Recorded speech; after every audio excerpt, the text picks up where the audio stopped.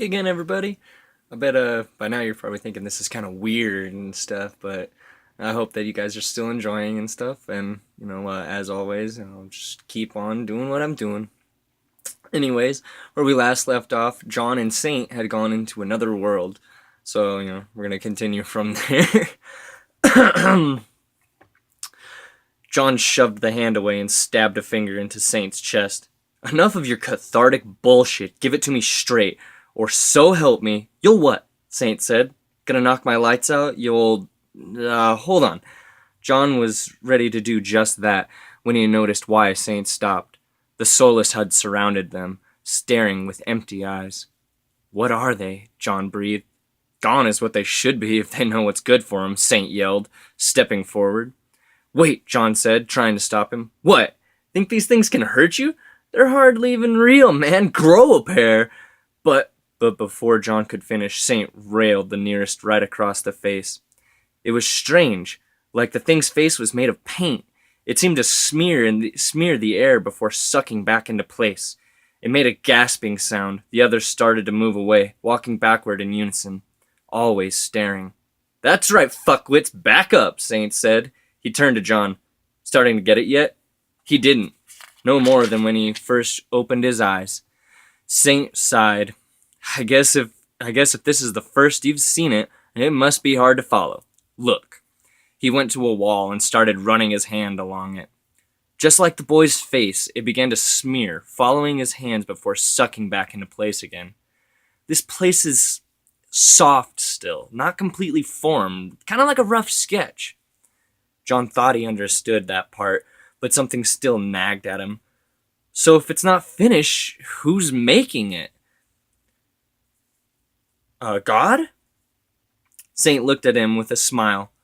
Not quite, but I'm glad you're catching on. Starting to feel like I was starting to talk to myself there.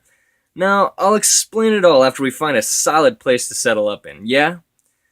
For the first time, John agreed with him. The place was starting to give him a headache. Where the hell do we go? Saint raised his arms. Where do we go? Why, John Holmes, we go wherever we want. That's the beauty of being where you don't belong. You can go anywhere. They started walking to the front gates.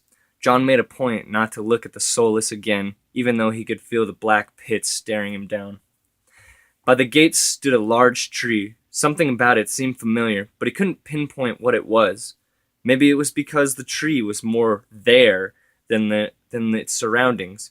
He was going to point it out when Saint said, You know, you're about like how I pictured you. I mean, personality-wise. Any asshole can pick up one of your trade paperbacks and see your mug plastered in it.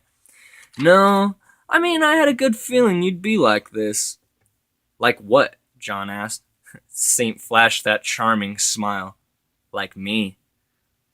As they moved closer to what appeared to be a town, the world seemed to become more lush, the phase clearing around the edges.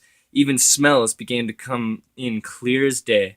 It disturbed John, but he didn't say so. He hated being patronized, even if he was in an impossible situation. As they passed a set of railroad tracks, a thought occurred to him. He looked over at Saint. Why did you take me? Why not Alan? He already had a grip on all this crazy shit. Probably wouldn't give you a second thought about it. Because he couldn't take me here, he replied plainly. What are you talking about? I didn't bring you here. Oh, but didn't you? Even if you don't realize it. You see, in order for someone to bridge the gap between worlds, they have to be touched by something from the other side. That'd be you, big guy. John shook his head. I didn't even think this was possible. How the fuck could I bring us here? Given the content of your work, I'd assume it's just the reverse. It's clear they've been in contact with you, if only subconsciously. John stopped. A thought came into his head that made him sick. Saint? He looked over his shoulder. Was it because of me that he was taken? Saint lowered his eyes. I can't be sure. If I had to guess, I'd say yes. You're the conduit to these worlds. Their reality flows through you. He clapped him on the shoulder. But hey, pal, that's why I'm here. I'm Captain Fix Your Celestial Fuck-Up. John resumed his pace. He wanted to sit, Physical and mental fatigue had reached their peak. More and more he found himself thinking it was a dream, but that was almost absurd. Everything so far had been one point connecting to another. Reality was just before him, and all just like a story he'd write. That was the point Saint had made, and maybe this was all so easy to swallow. Maybe he'd seen it all before, in the pages of a book. And that's going to be all for right now.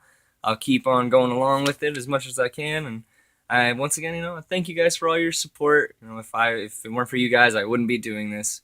And once again, thank you all, and I hope that you guys keep on enjoying, and I'll see you next time. Have yourself a good day now. Bye!